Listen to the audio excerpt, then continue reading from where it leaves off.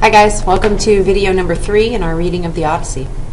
In today's video, I want you to make sure you are watching for your homework.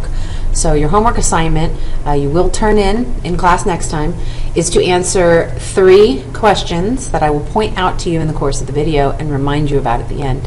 And the instructions for that is that I want it typed. Your answers should be in complete sentences, and you should have embedded and cited quotes in all of your answers. So I'll remind you of that again at the end. Before we begin with today's reading, let's do a little bit of previously on the Odyssey, so we remember where we were last time. If you recall, we began our story here on Calypso's island in the last reading. She let him go, right, because Zeus told her to. He had a raft, he was heading for home, but then Poseidon put the smackdown on him, and he washed up on the island of Scheria, or on the shore of Scheria rather, almost drowned, had the help of Athena and a sea nymph to get onto the island, and then he crawls under a pile of leaves and falls asleep. So where we are picking up is on that island. He's asleep under those leaves, and what happens is the daughter of the king of the island, King Alcinous's daughter, discovers Odysseus there. Now you want to keep in mind that to the ancient Greeks and in these myths, hospitality is an incredibly important value for them. The bond between host and guest was considered sacred. And so along those lines, if a stranger or a visitor shows up at your home, they're considered a gift from the gods. They're considered to have been sent divinely to you. And so you are obligated to treat them with great respect and hospitality. So that's what happens when King Alcinous's daughter finds Odysseus under the leaves there. She recognizes the fact that he may have been sent from the gods, and she invites him back to her father's palace for some feasting. So they go back to the palace, and they're having a lovely feast, and of course there is a rhapsode there. There's a minstrel, a singer, much like Homer was, and he's singing different tales and telling stories and things like that. And Odysseus has not yet told anyone who he is, because kind of part of the hospitality sanctity was that the host could not request the guest to identify himself until the guest had partaken of some of the hospitality of the host. So as Odysseus is feasting and listening to the songs being sung by the rhapsode, at one point he requests a song. He makes a request, and he asks the singer to tell some tales and to play some songs about the heroes of the Trojan War, which of course Odysseus was a soldier in the Trojan War. So the rhapsode obliges him, and as he is singing these tales and telling of the adventures and of the heroes, and especially of the fallen heroes, those who have died, Odysseus begins weeping at these songs, at these memories. He's a veteran of a very traumatic war, probably suffering from some PTSD. And so when he sort of recovers from this, he is asked by King Alcinous to identify himself. So that's where our reading picks up, is Odysseus introducing himself. Now this was the reply Odysseus made. I am Laertes' son, Odysseus. Men hold me formidable for guile in peace and war. This fame has gone abroad to the sky's rim. So first, Odysseus introduces himself as Laertes' son. Heritage is important in these stories. It matters whose son you are. So he introduces himself, I am Laertes' son, Odysseus. Then he says, men hold me, men consider me formidable. That's awesome, awe-inspiring, impressive. Men consider me impressive for my cleverness. Guile means cleverness, in peace and in war. This fame has gone abroad to the sky's rim, and my reputation, this formidable reputation of mine, has spread as far as the edge of the sky. Right? So we have Odysseus boasting here about his reputation and about his fame. My home is on the peaked sea mark of Ithaca, under Mount Neon's wind-blown robe of leaves, in sight of other islands, Dulichion, same wooded Zakynthos, Ithaca being most lofty in that coastal sea, and northwest, while the rest lie east and south. A rocky isle, but good for a boy's training. I shall not see a place on earth more dear, though I have been detained long by Calypso, loveliest among goddesses, who held me in her smooth caves to be her heart's delight, as Circe of Aea, the enchantress, desired me and detained me in her hall. But in my heart I never gave consent. Where shall a man find sweetness to surpass his own home and parents? In far lands he shall not, though he find a house of gold. So first he describes for us his home, where he's from. He's from Ithaca, one of the Greek islands. He sort of describes where it is location-wise. It's near these other islands. It's northwest. The others are east and south. He describes it as a rocky isle, good for a boy's training, a good place for a boy to grow up and become a man. And then he says he shall not see a place more dear. There's no place like home. There's no place more special, more valuable than home. Even though I have kicked it with goddesses, right? He has hung out with Calypso and Circe, beautiful, magical, immortals. He says they do not compare to home. Where shall a man find sweetness to surpass his own home and parents? Could a man find anything sweeter than home and family? He says in far lands he won't, not if he travels very far, even if he found a house of gold. So basically there's no place like home. Even if I traveled and found a house of gold on the other side of the earth, it would not be as sweet as my family and my home. And so here's your first homework question. In bold, what do we learn about Odysseus by the way he introduces himself? And I don't just mean facts, not just what facts do we learn, but what do we learn about his personality, about his character, about what kind of a guy he is? So maybe pause for a second, jot down a few notes about that.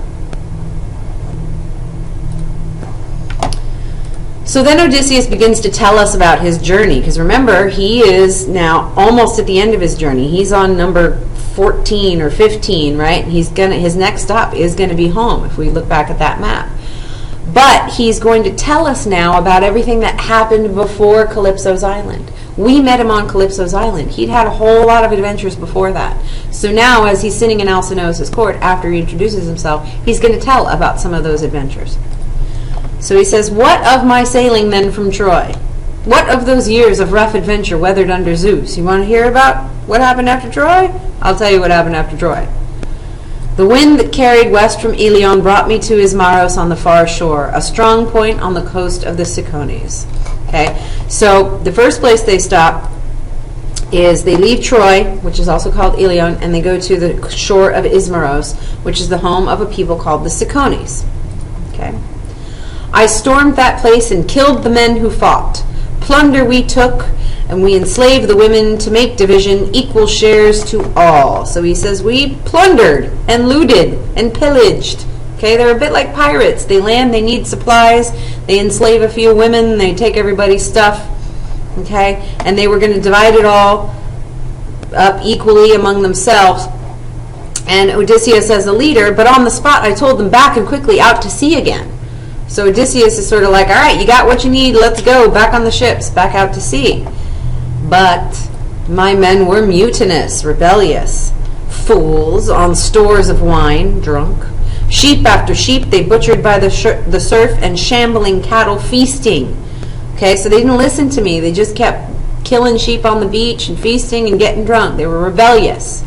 While fugitives went inland, running to call to arms the main force of the Cicones. So in their drunken fiesta here and not listening to Odysseus, a few captive Cicones escape and call for reinforcements. So Odysseus says, let's get back on the ships, let's go. The men don't listen, and a few of those captive Cicones are able to escape and go call the whole army out.